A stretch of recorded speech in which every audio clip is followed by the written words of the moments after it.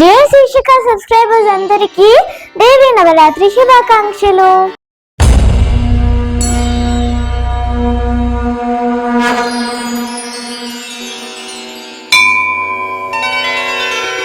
అమ్మ జగన్మాత కృపతో అందరూ సుఖశాంతులతో ఉండాలని కోరుకుంటూ ఈ రోజు దేవి నవరాత్రులలో 4వ రోజు సందర్భంగా జగన్మాత కాత్యాయని అమ్మవారి గురించి తెలుసు కదా. మన షోని స్టార్ట్ చేసే ముందు డియర్ శీర్షిక అనే ఛానల్ ని సబ్స్క్రైబ్ చేసుకోవడం మాత్రం మర్చిపోవద్దు.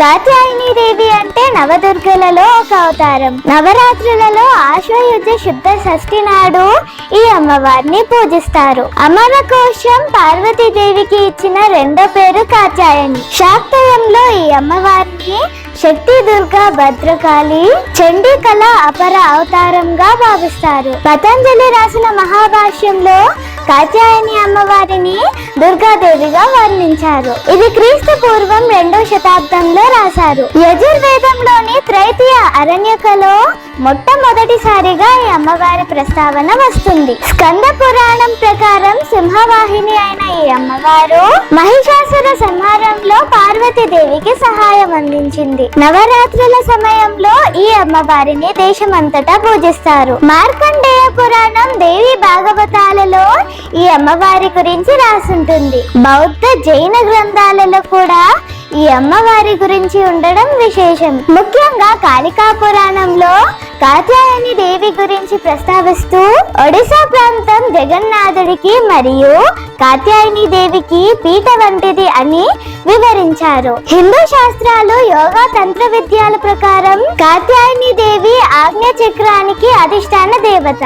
ఈ అమ్మవారిని ధ్యానించడం వల్ల ఏకాగ్రత బాగా ఉంటుందని విశిష్టత. అమ్మవారు ఎరుపు రంగు చీర ధరించి సింహంపై 4 హస్తాలతో, కత్తి కమలం ధరించి అమ్మవారు అభయ హస్తాలతో మనకి దర్శనమిస్తారు.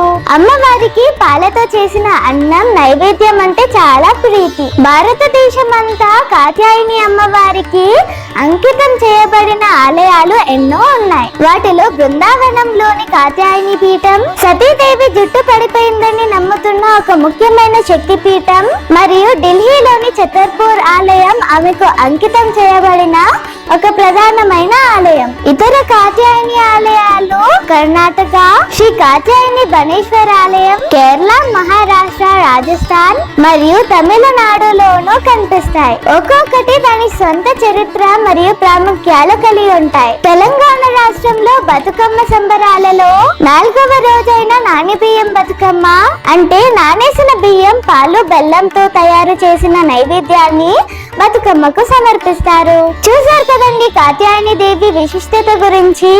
ఆ అమ్మవారి ఆశీస్సులు ఎల్లప్పుడూ మనందరిపై ఉండాలని కోరుకుంటూ మీ అందరికీ దేవి నవరాత్రి శుభాకాంక్షలు.